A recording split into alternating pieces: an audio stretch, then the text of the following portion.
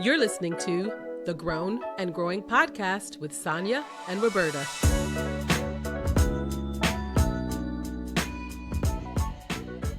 Welcome back to the Grown and Growing Podcast. It looks a little different because we have two of my favorite people joining us today, but I am Sonia. And I'm Roberta. And today we have Emanuel Bestnight joining us again, and also Yadira Santana Dowling joining us. Hi, guys. Hey, what's up, y'all? I mean, we've all been here before. We've all been on the podcast before together. But now Roberta's my co-host. And I like to think that you guys are like my third and fourth co-host too, because you've been on the podcast so many times and it's always a good time. So welcome. And one of the things that we do to kick off the podcast is talk about what we're drinking. I'm normally drinking water, but today, because we have guests, I went in the refrigerator and got my favorite drink, which is spicy mango lemonade from Trader Joe's. And that is what I will be drinking today from my mug from the store that we are boycotting now. Which one? Because there's so many. Exactly. Well, specifically Target. Them circle people. Roberta, what are you drinking? Yes. Tonight I have a cava, which is a sparkling wine from Spain. There's 3 different sparklings you can have, 3 regions, and tonight we're in Spain. Mm-hmm. So yes, so we carry this. How is sparkling different from champagne? Like, just where it's made. Where it's made. It's still like champagne. Yeah, pretty much. Honestly, okay. I like cava better than champagne, but that's just my preference. Good to know. Yadira, what are you sipping on, girl? A ruby red margarita. Very nice. Emanuel? I said I was not going to drink, but today was a long day, so I poured myself a glass of rosé from Lafette. I think I'm pronouncing that correctly. Like black-owned rosé brand. Very nice. I deserved it. You today. Do. Yes. You do. Treat yourself. Yes, and all of these wines can be found on Vin Bohem, right, Roberta? Yes, although we don't carry Lafette yet. I do know the maker, and we're trying to get his wine, so yes. Look at you knowing the maker. Okay, very nice. Actually, yeah, the wine industry, like the black and brown people in the wine industry, is very close-knit, which I love. All right, so today, guys, I wouldn't want to have this conversation with anyone else. When Roberta and I were talking about broaching this topic, you guys immediately came to mind, like we have to have them on to talk about this. And for those of you who have not seen previous podcasts with these people, we just have a really good time. We've been friends for over 20 years. We met in grad school and we just have the best conversations on camera and off camera. This really mimics how we talk in real life. We all get on a Zoom and we chat for about 2 hours. We try not to keep you that long. We'll see. But we have the best conversations. And so today we are talking about faith and spirituality. And basically, as we get older, has our relationship with our maker, whoever that is to you, God, the universe, has it changed? So what is our relationship like from a spiritual, from a faith standpoint? So that's what we're talking about today.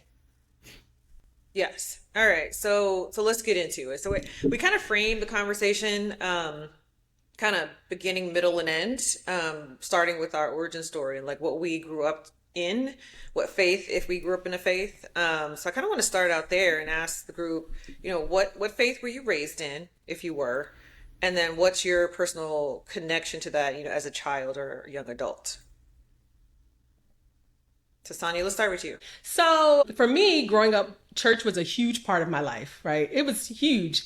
We went to church every Sunday as a family, me, my 2 sisters, and my mom and my dad. We went to church every Sunday. My dad was an usher. My dad is still an usher in the church. We were in the choir. We were ushers, my sisters and myself, we were ushers in the church. It was just a huge part of our community. Like my mom is still friends with a lot of people we went to church with. My sisters still see people out in the community that we went to church with. My parents are separated now, are divorced, but my dad still attends the same church we went to as kids. I guess he got the church in a divorce. So he still goes there. And I just have very, very fond memories of going to church and just having so many activities in church. We had the fall festival, which some of you may call Halloween. We had Easter speeches. I joined the youth chorus, the Singing Angels. If you're from Cleveland, you know. If you know, you know. They came to my church. I very much see church as a integral part of our family's life growing up. Now, I didn't always want to go to church because I was a kid, and I mean, I think that's just a part of it. But, I definitely look back on it and I have some really fond memories of just being in that space and having it be a part of my life. Who wants to go next? Yadira, go ahead. Okay. So similar to Sonia, I grew up in the church, and I don't know life without it. I was born in the church, and in the Dominican Republic, I congregated in Church of God, which is a Pentecostal church. And when we moved to New York City, we found a Church of God to congregate. And that's the church where I essentially grew up and where my parents still go and where my parents are still leaders in the community. And similar to you, the community became our family. So I have, the friends that I grew up with are, we're part of that church. We used to go to services 4 times a week. So I lived and breathed church. For me, it was enjoyable. I have held many different positions. I was a leader since I was a little kid. I was preaching since I was like, a young kid, went to mission trips and, did all kinds of stuff that the church exposed us to. And it was an enjoyable part of my upbringing. And it wasn't, I didn't start questioning or being ready for something different until I was ready to go to college. Interesting. And I should mention that I grew up Baptist. My family, we grew up in a Baptist church. I grew up AME Zion, so like African Methodist Episcopal Zion. It's like 4 denominations in one, I guess. But my mother's side of the family, very like church focused. Like my mother's father was a pastor. My mother's mother's father was a pastor. A lot of his children became like reverends or whatnot. I have a lot of cousins who are reverends. So like grew up like in church, like not a preacher's kid, but definitely a preacher's like grandkid, and have fond memories like piling into the Lincoln, me, my sibling and cousins, and really just like going to whatever small church in northeastern North Carolina my granddaddy was assigned to, like in the district. That's where we went. But it wasn't until like I was able to decide on what type of church I wanted to visit around like 17, 18 when I started like questioning like the role of church and Christianity and religion, like honestly, especially just being like a kid and being so close to the religion, but seeing like the shortcomings of people in the religion always just kind of had me skeptical from afar. And then the older I became, like the more honest, I became about the skepticism, and it brought me here to this podcast episode. Got it. All right. I guess I sort of had a similar, but I was not as engaged as you all sounded, as from like your childhood. So like I was baptized, went to Black Baptist Church in Virginia, but only really attended when I was staying with my grandmother. So in the summers, I would go stay with my grandmother, and she had a home church. And it would be once a week, and we would go for your traditional, Sunday service. I hated it because I had to get dressed up. I had to get up early. I had to get dressed up. I had to go sit in this place, and it was really loud, and I didn't like that. And I had to sit there and be still and be quiet for what seemed like days. And yeah, I just didn't have any connection to it. Like there was no education. It was more about like just showing up and paying your respects. So nothing really like stuck for me. And then as I got older, like as I got more like teenager-ish, and I wasn't going, every summer to stay with my grandmother the same way, and the more education I got, the more, kind of similar to what Emanuel was saying, it was just like I started to question, and like the more I started to adopt my own logic and reason, I questioned even more, and the less belief, quote unquote, I had in the things that were taught to me as far as religion. I think the most impactful thing that happened during that time and when I was a teenager was my mother we had a conversation and about religion, because I shared with her my questioning of it, because she at that point she had started going back to church, and I just questioned her, and her response to me was, religion's not for everyone. At the time, I was very studious. She was like, educate yourself, learn about all the different religions of the world. And if you find something that resonates with you, then go with that. And if you don't, then you don't have to. And that was a very freeing conversation. I felt like it took a lot of pressure off of me. And yeah, I think that kind of like that openness kind of carried with me into early adulthood. That's interesting. Because it's interesting that you and Emanuel both started questioning church, or at least the idea of church and religion early. Because honestly, it never occurred to me. It did not occur to me at a young age to question, because not only did we go to church. So my family, we went to church regularly, but I wouldn't say that we were super holy rollers, right? We didn't, my parents were not super strict, but the belief in God was important for my mom and my dad to instill in us, and so they wanted us to make sure that we had a relationship with God, and I think that was just the thing too. My mom came from a very Christian, her dad was a pastor, and they went to church every Sunday, and so part of it was tradition, right? Part of it was trying to adhere to tradition that she had growing up. And then the other thing is, which is interesting to me and probably why I never questioned, is because from kindergarten to ninth grade I went to Christian schools. So first I was in Catholic school, and then I went to a Christian school. And so my belief was shaped on Sunday, but it was also shaped during the week, right? Every week we met with nuns. When I was in Catholic school, we had to go to mass, every week. Religion and God was infused into our curriculum. And so it was very much a part of my life. And when I got to ninth grade, my mom was like, "You coming out, because I want you to go to prom." She's like, "I want you to have a real prom." What do you mean coming out? Coming out of Christian schools. The private school. I thought you meant like having a coming out, like a No. I think, Sonia, I think that something that you're saying may have very much impacted why I started questioning too, because I was raised so strict that when I was leaving my house for college, I told my mother, if this is what Christianity means, goodbye. This is my last day is the last day I live at your house. Wow. And I grew up like wearing the skirts and being judged, but if I did anything different, no makeup, no nail polish. So to me, it's like, well, when I leave and I'm an adult and I can make those choices for myself, then I'm going to do those things. And if that means separating from Christianity, that's what I'm going to do.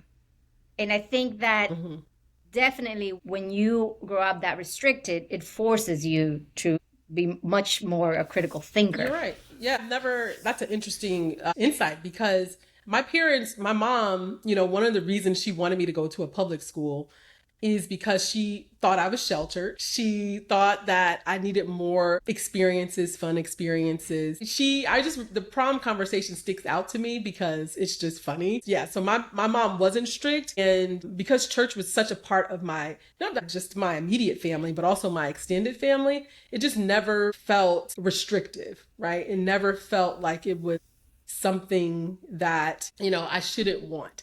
I think when I started to feel that was in college.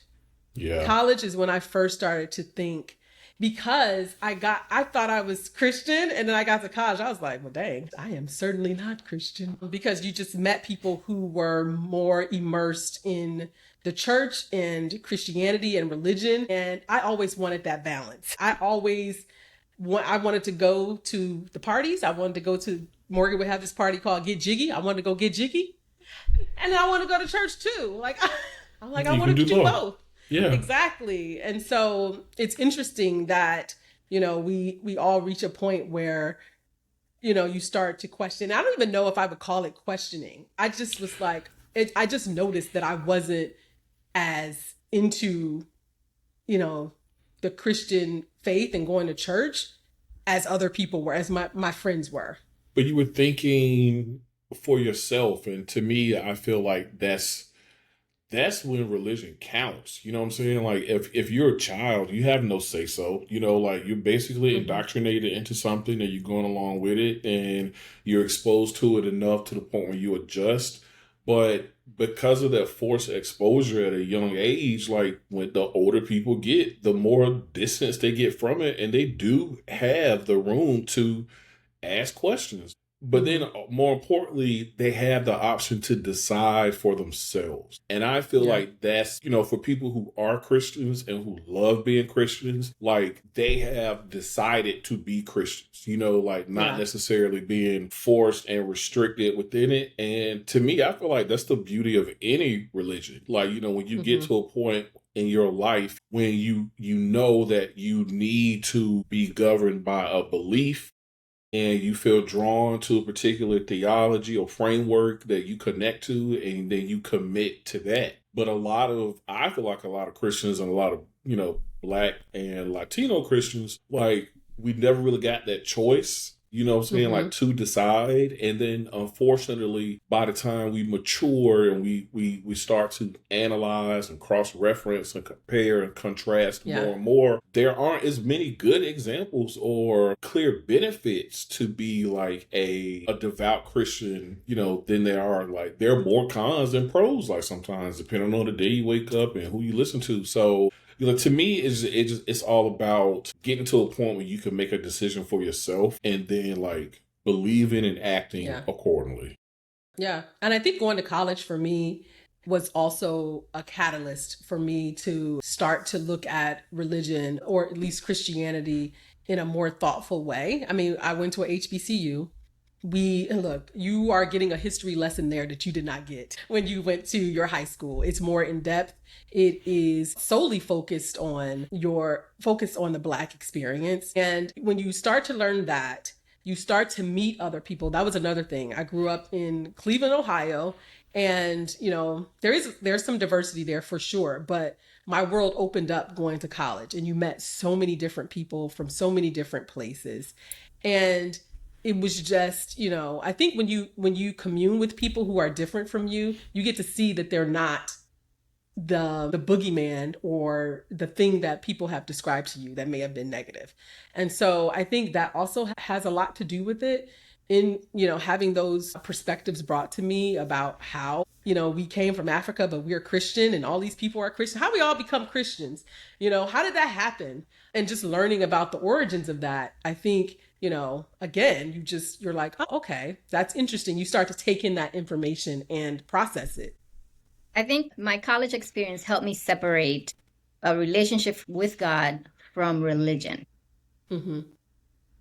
Because, to your point, it was the first time that I was around other Christians, meaning non-Hispanic Christians. So I was able to see how Black people worshiped. I was able to see how white people worship. All Christian, right? And I saw the different rules, the different traditions. That's actually when I first read the Bible in English, because I had grown up reading it in Spanish.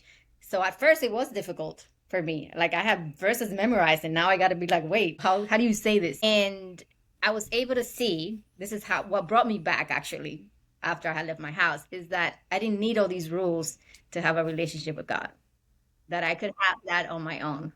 Is the Spanish Bible isn't different? Is it a different translation than the English Bible? Think about, we have our version of the King James is our Reina Valera. Okay. So it is that old Spanish, if you will. Okay. Yes. All right. So now that we have some foundation for everybody of how we grew up, and I hope everybody can see like how different everybody's experience was. Like it's the same, but a little bit different. We're going to, talk about spirituality in the present day, and to kind of anchor us in that conversation. We wanted to talk about some research that that Roberta and I found. So Roberta, do you want to go first with what you found and kind of walk us through that? Sure. I think one overarching stat that came up fairly quickly when looking specifically at Black Americans in the U.S. Population as a whole. So about 97% of adult Black Americans believe in God or a higher power, compared to 90% of American adults generally. And 59% consider religion, quote unquote, very important in their lives. And that 54% consider belief in God necessary to be moral and to have good values. So to me, I mean, that's, well, first of all, that's a really high percentage of people who are religious, consider themselves on some level religious. Um, and also kind of high as far as like its level of importance in people's lives. Yeah, I'm actually not shocked by that. Mostly because if you're in the United States, maybe and you grew up when we grew up, right? As we're all Gen Xers here, I think going to church was just a part of culture, right? And so you get instilled in that pretty early. And I don't know, I just feel it. I have nothing to prove this at all, but I just feel like Black people are just connected to a higher source and a higher power. I don't know, this is probably making a huge generalization, but I feel like there is something in our DNA that connects us spiritually to a higher power. And we just are seeking to find out exactly what that higher power is for us. How do we want to define that higher power for ourselves? But I just feel like Black people are spiritual people. And I think it's also because of our history of slavery, right? What we've been through, what our people have been through in this country, right? Roberta, you say our conversations always come back to slavery Come back to in slavery. some way. But it is because of that history that I also think there is an inherent reliance on faith that you needed to have in order to endure what we endured as a people. Yeah, I mean, okay, so another piece of the research, like, and this came from Pew Research on faith and religion among Black Americans, was that today most Black adults say that they rely on prayer to help make major decisions, and they view opposing racism as essential to their religious faith. So to me, that kind of, I mean, it's like a, I don't know, coping mechanism. And then do people, it makes me question, like, okay, are people using religion and faith, or is that a part of their faith, is coping with the hardships? Well, yes. But then I also feel like it's important to note that, like, I feel like in the same study, the only reason I know this is because I've been doing research for a book that I'm writing, but they also show the difference of like religious sort of a utilization in Black people compared to like white Christians. And like Black Christians specifically see religion as a means to combat and overcome like racial injustice and violence. So like that within itself just tells you like, yeah, Jesus is kind of a coping mechanism. It has been, but for like very specific reasons that also like colors how Black people relate to Christianity versus like white people. So I know we're going to get to this later where we recommend books and stuff, but like one of my favorite creators and commentators out now, D. Danielle Thomas, she goes by the Unfit Christian on social media. And I was lucky enough to like do a little book talk with her, interview her about her book, The Day God Saw Me as Black. And she has a great like articulation of the juxtaposition of that in her book, and I'm going to butcher it, but basically it's like, the suffering Jesus that Black people and people of color elevate versus like the powerful or like Jesus of salvation that like white people like elevate and like pray towards. And her point wasn't to say one is right and one is wrong, but just to draw like the stark contrast between like how people and communities bring their experiences like to their religion, and they leverage religion in very specific and nuanced ways. So like in this case, like Christianity, religion is absolutely a coping mechanism to deal with racial injustice and violence in this world, not even this country, in this world. Yeah, that's true. And I think, I mean, to your answer your question, Roberta, too, I think the church has played such a critical role in the movements historically that I think people cannot separate the church as a community institution that has helped bring these movements about versus that faith and trust in Jesus, right? Like it is intertwined, and that has helped the movements, especially here in the US.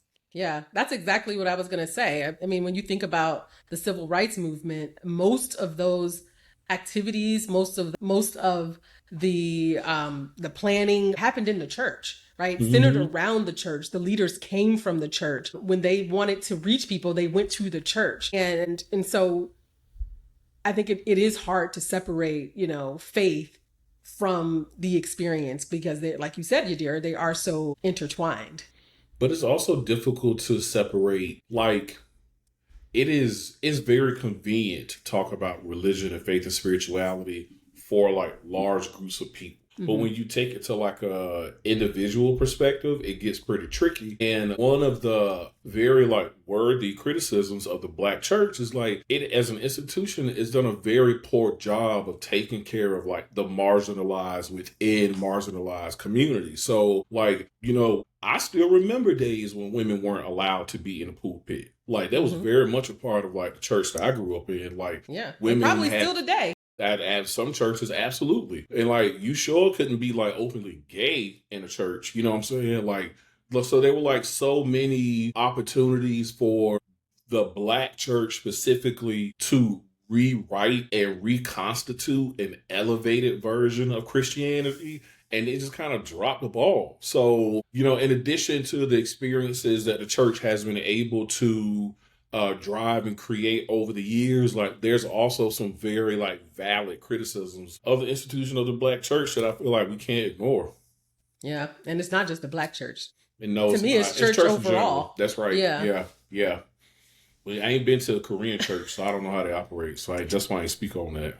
Probably on the podcast having the same conversation. They probably copying Black church, looking at how K-pop is going. Oh my God. Well, that's interesting because it actually, this last stat that we're going to go through is talking about the relationship between the Black church and Black people today. And after COVID, the Black churches really saw a decline in attendance, like in-person attendance. And the research said that most people stopped going altogether, or they started to go virtually online.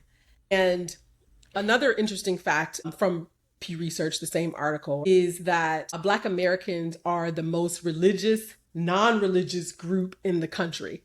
Yeah. Meaning they are religious, but they are unaffiliated, right? And Americans overall are mostly unaffiliated with a religion. So, I mean, does that surprise you guys? I mean, just thinking about where we are today. I'm going to say no. It does not surprise me for a couple of reasons. Like the pandemic and the virtual movement, right? It allowed people to listen to pastors that otherwise they wouldn't have access to, right? Mm-hmm. So you only had what your neighborhood was serving, and you just had to pick the best of that. Again, I think with a much more educated community and people, you are going to try to find people that speak to that educated brain of yours that is used to critical thinking. So I think that the pandemic made that easier, and that's why you see the virtual. The other part of that, personally, is there's a lot of other stuff that happened in the pandemic. George Floyd. And the church had an opportunity to demonstrate that it was still about activism, that it was still about the community, and that it cared about the people, the congregants. And at that point, in my experience, our neighborhood church decided to say, we're not an activist church. I never stepped foot in there again.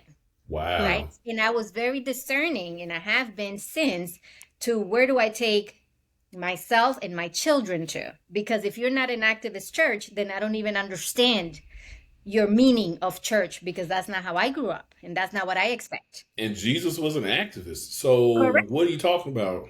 Correct. Yeah. Right. So I think that's why people were like, oh no, like these people are over here playing for the people inside the four walls. And that is not at all the Christianity that I would want to be associated with. Yeah. Yeah. It's interesting because, okay, so where are you guys now with religion, spirituality? How would you describe yourselves today? Roberta? I would say you. Yeah, I would say I'm, this has become a popular phrase, but I'm spiritual, but not religious. Mm-hmm. So what does that even mean, right? Well, first and foremost, I don't associate or I don't subscribe to a particular established religion. And there's reasons why and honestly, I just don't feel alignment with any of them. I don't feel aligned with my personal values and beliefs. So that's one thing. I would say I'm more spiritual because of different things that have happened through my adult and more like my recent life that has opened me up both intellectually and emotionally to, I don't know what to call it, like the spirit world, life beyond what we're living. So, I do believe in reincarnation. I do believe in, spirits and ancestors and other energies beyond what's in any written religious book, I do believe in these things. And that has come directly from my experiences, from people, from one of the big impactful things was my partner, dying of cancer, and being very close to him and trying to understand his death. And honestly, I had conversations with mediums that I actually genuinely believed were communicating different things. And so it's like a combination of different things that are closely intertwined with my personal life experiences, my personal values, that also, in doing research and just, seeing what else is out there, I've learned that there's other people that actually think like me and have experienced similar things. So I'm like, well, maybe there's something there. So I've been leaning more into that. So it's come from a more personal space of what I believe versus adopting kind of any kind of established thing, if that makes sense. I can relate. If I had to say, like, if I'm like religious or spiritual, like, Lord mercy, since my mom passed away in like 2012, I've probably done like 3 whole cycles of, answering this question. Like, there was a point when I was like, I was ready to box Jesus, because I was just like, you owe black people some answers. You know what I'm saying? Like, we the most praying, church attending, tithing, you know what I'm saying? Like, segment in the United States, and we literally still have grandmothers in 2020 praying for the same things that great grandmothers were paying for in like 1880. You know what I'm saying? So like, where's the progress? Like, all of this equity that we built with Jesus has to pay out somehow, in some way. So like, I've gone from being like mad with Jesus to being reflective about how the religion I was taught was good for the person I was when I was introduced to it, but then also turning a corner and accepting the fact that like I just had some spiritual experiences that don't necessarily fit within the constructs of Christianity that I refuse to ignore. So I would say, from a religious framework perspective, like, I still follow like Christian theology. Like, I believe in God, but I don't believe God is just a man. I say the Lord's Prayer, like, whenever I feel compelled to. I go to church. I use a lot of Christian theology and framework in my own spiritual practice as a hoodoo practitioner. But I have also identified the shortcomings of the Protestant American version of Christianity that we've been indoctrinated in. And I work very hard to center African traditional views, philosophies, theologies, and principles like in my beliefs. And that's why for me, like, it just comes down to being a believer and a practitioner whose individual spiritual experiences are validated, and needing to keep distance from the invalidation or invalidated dating aspects of like organized religion, because that's what I kind of realized. Like, I just had to kind of jump off of Christianity, because to be a practicing Christian, like, you kind of have to agree to invalidate, like, some things about the spiritual world, about the religious world, and not just like, not believing in ancestors, but like, there are Christians who are walking around who literally just like, my religion is right and anything outside of what I believe is wrong. And it's just like, why is that a part of your belief? You know what I'm saying? Like, let's kind of check that. And to me, the way my like life was cracked open, like, I didn't have a need or want to be associated with anything that made me feel that way, and it also would position me to like devalue other people's beliefs. So I would say I am a hoodoo practitioner, but absolutely using a Christian framework to standardize my spiritual practices. Is hoodoo a religion? So hoodoo it has all the makings of being an organized religion. It's just not organized. So it's unlike Santeria in Cuba and Ifa in Nigeria, and even some would say voodoo in like Haiti and New Orleans.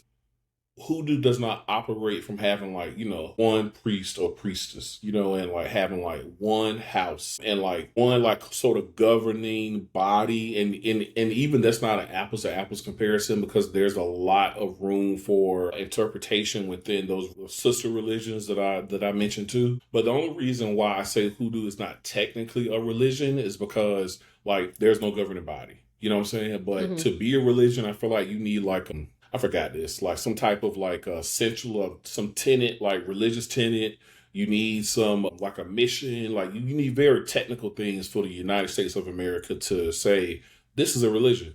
And hoodoo has all of this stuff. A lot of it is Christian. A lot of it is based on like African heritage or West Central African religious and spiritual practices that were brought over to the United States, but it just hasn't been packaged that way. So that's a long way of saying technically no, but there are a lot of people, and even in your area, in like the DMV area, like there's a Chesapeake Hoodoo Society, and they have a definition for a hoodoo that I love and I always say, and they say hoodoo is the ethno-religion of Black Americans. And it's a religious practice and tradition for a specific ethnic group. And that ethnic group just happens to be Black Americans. So from them, it's a religion, and majority of the people treat it as such, but don't get caught up in saying what it is and what it isn't, because it's more important to be a hoodoo than to do hoodoo. Like how we were sort of brought up to do church, but then not be Christian. You know what I'm saying? So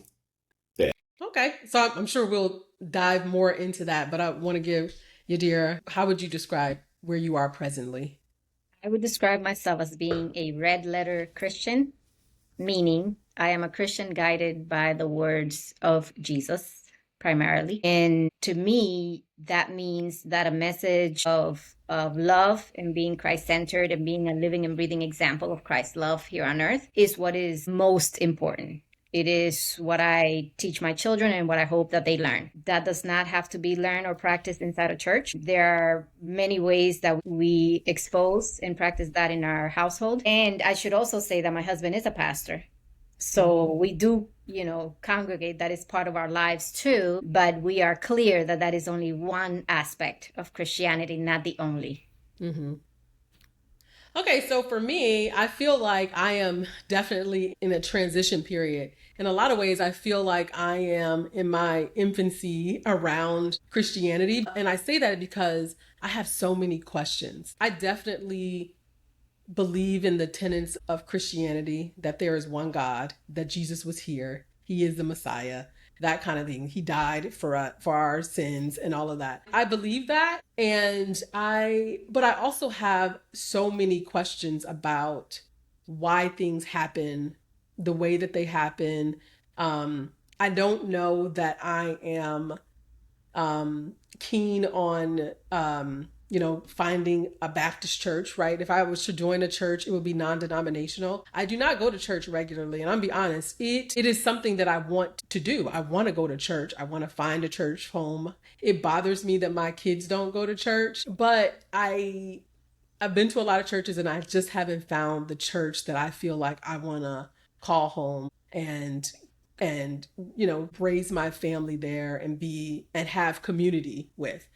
Mega churches I'm sure there are a lot of smaller churches. I've visited a small church. Look, I don't want to go to a 5-person church. Okay. I want to be able to come in the back if I want, talk when I want. I don't want that. I also don't want a mega church. Like I go to these new churches and the experience is so different than what I'm used to. The music is different. Lord, I'm like, oh my God, it's like a light show. The songs, I don't know these songs. Where's the choir? Why is it 4 people singing? You singing a song I don't know. It's not gospel. I hate it. I can't sing along. There's no diversity. It's only rock. No. It's like soft rock Christian, but they black. How did it migrate to that? I'm curious. Like I've never not really. So I don't know exactly like how, but I do remember being cognizant of like when the shift happened. Yeah, I do remember. Because I listened to a lot of gospel music. Like I was like, again, like I love gospel music. Yeah, like was in a high school gospel choir, Northeastern High School. Like won 2nd place in the nation around like 1995. But I remember being in Atlanta and really listening to like Kiara Sheard, like Karen Clark Sheard's daughter, the Clark sisters, and like just really liking that like funky R&B Detroit, type of like, black church gospel type of vibe around like 2005. And then by the time her next album dropped in 2006, the whole vibe kind of changed. It was all like at the time, I knew it to be white folks praise music because I was going to like this non-denominational church called Mount Perrin in Atlanta, and it was great. But like, I didn't go there for the music. Like, I honestly went there for like the pastor because like he was great, but the music sucked, and that's when I was like, well, let me listen to somebody else. And I just like was just like, why is everybody making this like slow white praise music? So I feel like around 2005, 2006 is when it started, and it's been sucking since.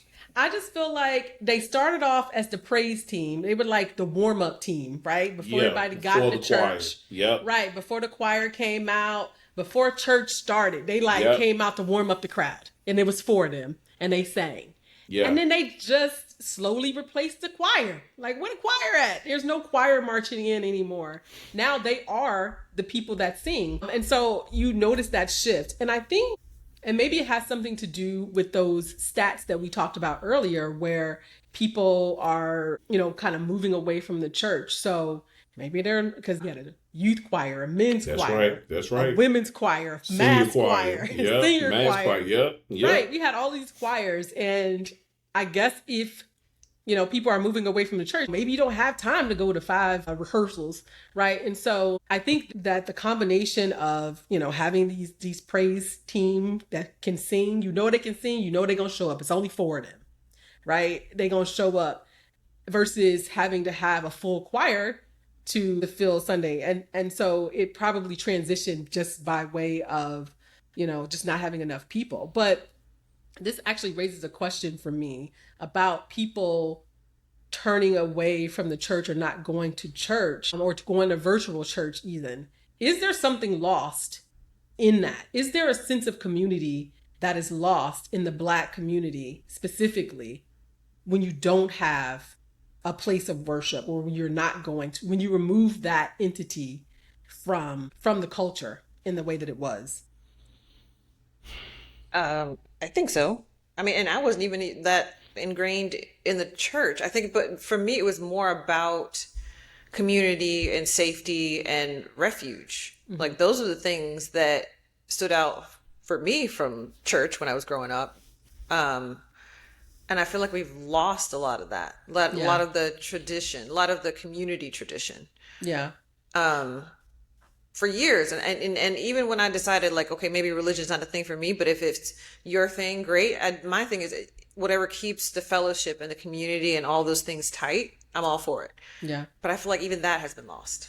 Yeah. And I think people who go to church regularly would probably say, y'all know what y'all talk about because y'all don't go to church. My church is community. And I think what people say when they go to mass churches, like because I don't want to go to a mega church, they're like, oh no, when you start to go, it'll get real small. Like, you have to go join all the separate groups. Like, I literally need a book to try to dissect how to join a church, right? Because it's classes. In some churches, you get a book. And it's membership orientation, and they tell you. Yeah. Wow. It's orientation. It's almost corporate. It's very corporate in the way that it is run. And I think there's some positives and some negatives to that. But yeah, I think there is a loss of community when you don't have that. I think it's Lord. I feel like the people who are invested, they don't lose anything by attending virtual church. But I feel like the people who decided to walk away, like, I know plenty of, like, quote unquote former Christians who still to this day will turn on some Albertina Walker, you know what I'm saying, or some like Shirley Caesar or Mahalia Jackson, and just be like, let me get a quick hit of this, real quick, because like my spirit need to hear some gospel music. And I feel like in terms of like whether virtual church is a loss or not, I feel like it's like a supplement, but it's not like, the real thing. Like, it's not like getting your nutrients from eating the actual food that is nutritious. Mm-hmm. Like, you're just taking like, some ground up B12 that's been put in like a pectin capsule or whatever. So it's like, I feel like what we went wrong was like some people started treating virtual church, like trying to substitute virtual church for actual church. And that's where like things just kind of went left. But it's interesting because I went to church with my friend. It's a big church. Now, I don't know how this works. They have 7 different campuses. across Maryland, like in the South, but they still only have one pastor. Oh my And so goodness. now they're local. This is a local church, local to Baltimore, or local to the Baltimore area. And so we went to church, and she was like, "Oh, we're gonna watch him on the screen." Ma'am, excuse me? Yeah. He's not gonna be there. Where is he? Why come? I could have watched one. So it was interesting. And that's what I mean by church has changed. I'm like, yeah, it's people here, and there is a MC that comes out to, talk to you and to follow up on his message and to open up the doors of the church, or what I would deem as, they don't say that anymore. I don't know what they say, but the open up the doors of the church, like who wants to they give their the doors, trying to keep people in today. Right. I was like, it's just so different, and I know that's not every church, that is not every experience, but that was just a recent experience that I had, where I think if I were to go to church, like Yadira said, I could not leave my Blackness at the door. It is not going to be left at the door. I expect that my church would not only address issues that are impacting Black people, right? Racism, not racism in all its forms, but also I expect that you are uplifting the community as well. Like, you are feeding the poor. Yeah. Trying to help the homeless. You are trying to teach financial literacy. Like, there is an upliftment that I feel like the church needs to do. I was going to ask you, like, so that point, it kind of, and it went along with your other, what you said about being annoyed that you went into one of the campuses and the actual pastor wasn't there. But then also, like, what would you, how do I put it? It's not a dialogue, right? Like, you're not having a conversation. So what is it about, like, having the pastor there that made it a different experience for you? Well, I don't know. I'm just used to seeing a human. To me, it's a difference of, I could have watched you on my big screen TV at home. I can also chime in here, because I think it goes back to Sonia's earlier comment about what we have lost with virtual. When you walked into a church before and the choir helped usher you into the presence of God, you felt something. That was therapy for people that had had a tough week. And with the songs and the uplifting of your soul also came the message to feed your soul, to help you get through another week. Those things, when it becomes entertainment for the people that sit there for 1 hour on Sundays, those things are lost. It doesn't feel that way. And now, like Sonia says, if I got to watch this on the screen, I might as well stay in the comfort of my own home. Like, why am I got to get 3 kids ready and be there on time? No thanks. And also, there is not an expectation that I'm going to go up and talk to the pastor after church. But pastors used to stay and fellowship with people, meet the people of their congregation. And look, I'm not saying that what is happening is wrong. It's just not what I'm used to. And I would like to know that the pastor is in the building of the church that I go to. That's all. I just want to see you on the stage. There is, the call and response is different. I don't care how many times you say, look at your neighbor. If you over there at the BWI campus, I'm at this campus, it just feels different. Are you telling me to do that 700 times because you're not here and you're trying to say, here's this human connection you need, your neighbor next to you? So I think it's not for me, but to this church's credit, they have a lot of members that go there. They engage with a lot of young people. They engage with a lot of couples and men. I think they're doing a lot of positive things. The structure of the church isn't for me, but that doesn't mean I disagree with, exact what they're doing. I'm with you. I don't need my church, if I decide to go to church. Actually, like, I went to church a couple of weeks ago, and I did not like it for a lot of reasons that we discussed. The music sucked, and like the congregation was whack, and the preacher was all right, but I just kind of felt like I was like just kind of watching like a Broadway play and like not hearing like a sermon being delivered. And that's just me, but like, man, like, I'm kind of rooting for church to get back to what made it great for a lot of people. Like, I'm not, trying to like denigrate it and write it off, but I do kind of feel like mega churches have ruined church. Like, and mega churches have ruined like people's like spiritual connection to like religion. Like, I remember being in Atlanta and I was at Bishop Eddie Long's church and he wasn't there, but they were trying to raise money for the pastor anniversary. And I don't know, the deputy pastor, whatever, was just like, pass those plates around because jet fuel is not cheap. Oh, wait, what? Jet fuel? Well, here's the thing: the church Bishop has always Eddie Long been had a jet. The church has always had a begging Benny philosophy. They always been begging. Yeah. But I think the bigger the church is, the less you gotta beg. Like, you got all these people up in here. Why are you still locking the doors and keeping people in and pass the plate around again with 3,000 people? Like, that's not enough. And so I guess my question to you guys is, if you are interested, so Emmanuel, you talked about going to church. Yadira, you are first lady, even though you don't... I said it over rebukes that. She a city girl. She ain't no first lady. I did not use that title.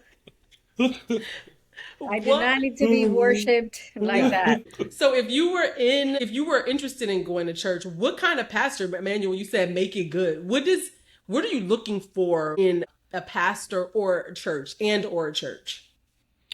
So the last church that I attended regularly was West Point Missionary Baptist Church at 36 and Cottage in Chicago, where... Why we gotta know the address? I know. Where Reverend L.B. Jakes was a pastor. Reverend Jakes is still cool. Like, I still like see his posts when I'm on Facebook every now and then. But I would need a pastor, reverend, male or female, who is more concerned with being a representative of God for people, as opposed to being a celebrity spokesperson of God for fans. And I feel like a lot of church now is just like, they run like fan clubs or like sororities and fraternities and stuff. And like, to me, as someone who's in a fraternity, like, I don't want that when I think about my very intimate connection to God, especially in the context of how I've been believing and approaching my spirituality, like in the past, like 10 years, like, I would much rather hear from someone who takes the job of being a God's representative to people very seriously and prioritizes the human aspect of religion and not the religious aspect of humanity. And it sounds like super semantic, and like splitting hairs, but like, to me, that's why I feel like a lot of people are like walked away from church, is because like, my granddad he used to tell us two things all the time in church. He used to say, everybody got to know God for themselves. So even from a young age, like, he sort of drilled it in us that like, there's like, yes, you can go to church, but your relationship with God is still your responsibility to build. You can't outsource that to your pastor or outsource that to anyone else. So that's one. And then two, he will always tell us, we all fall short of the grace of God.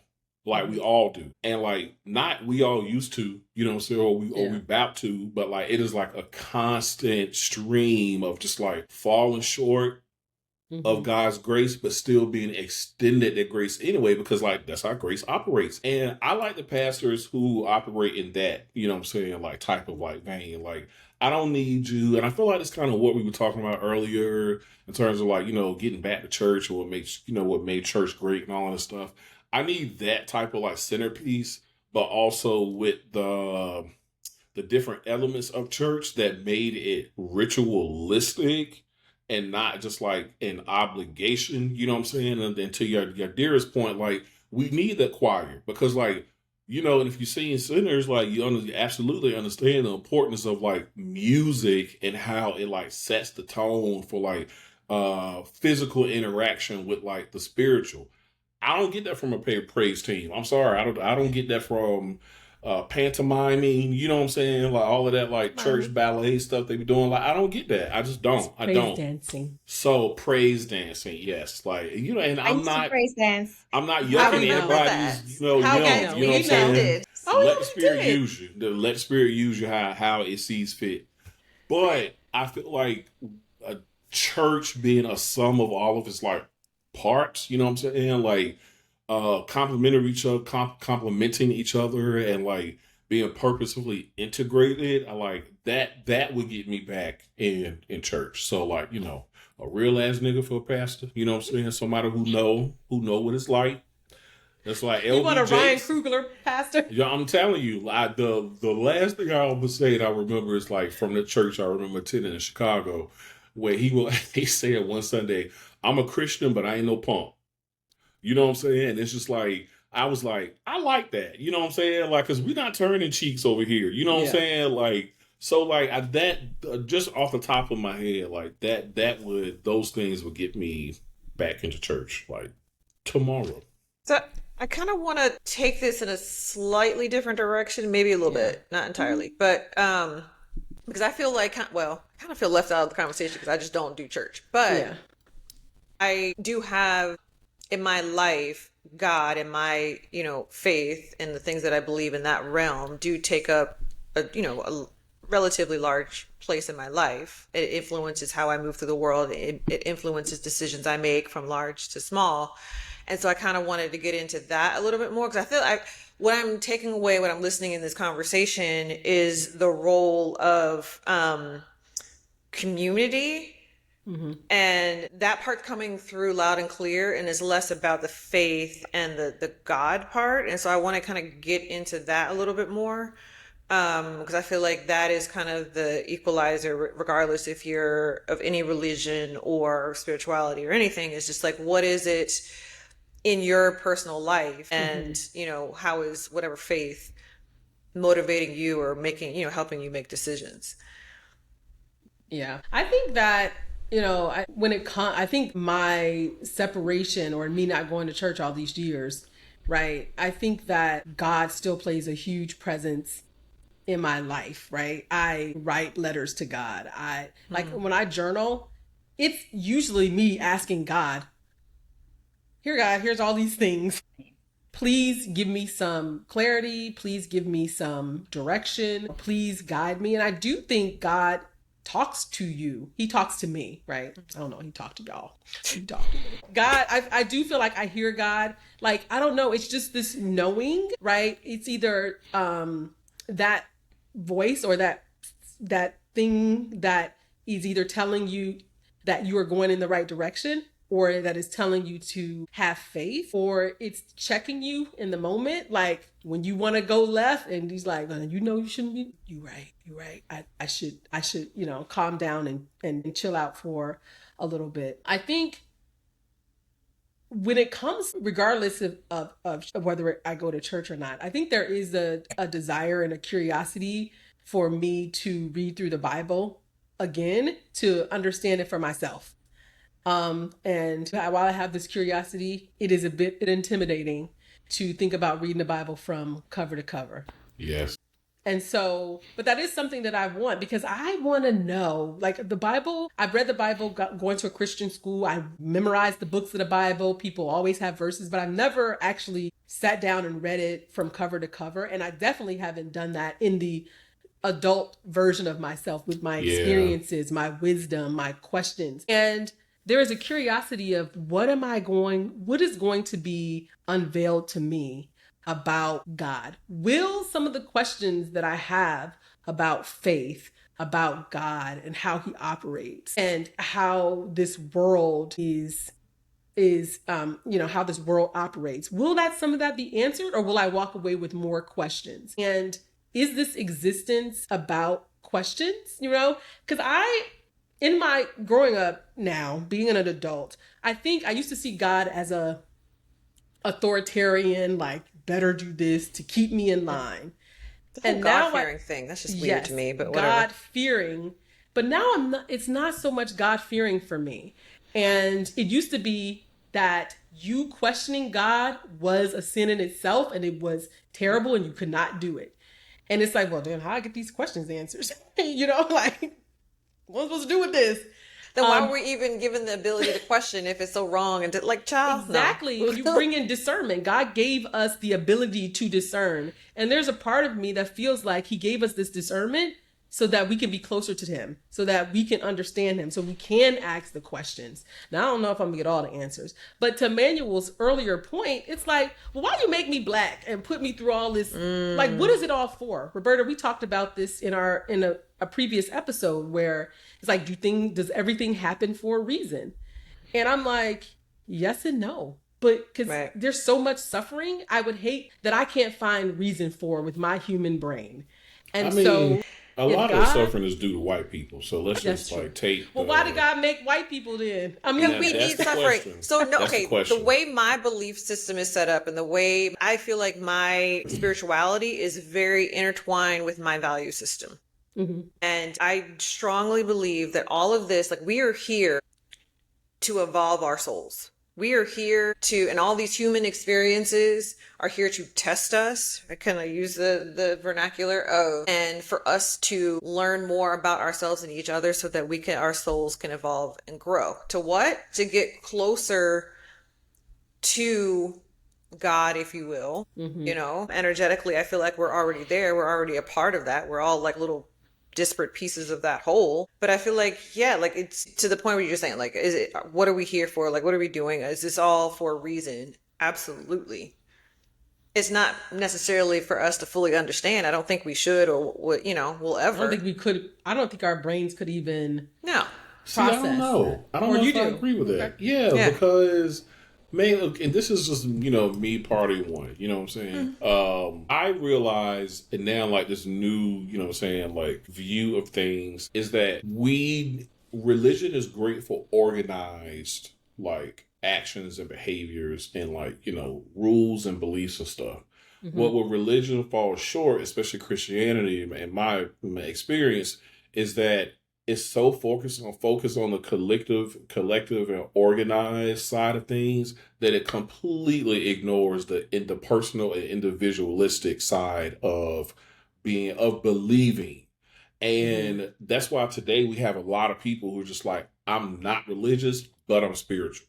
But you kind of need both. Like, they're two sides of like the same coin. Because there's even, if you sit with old folks enough, like, and they start talking about being a Christian, a lot of what they say does lean more to being spiritual, on being on your personal walk with Jesus. You know what I'm saying? Like going in your prayer closet, like those fit into the context of religion, but they lean more on the end of the personal and like spiritual side of being a Christian. So to me, and I feel like that's how you find the answers. Like, you won't find personal answers in the context of broader, organized, collective church.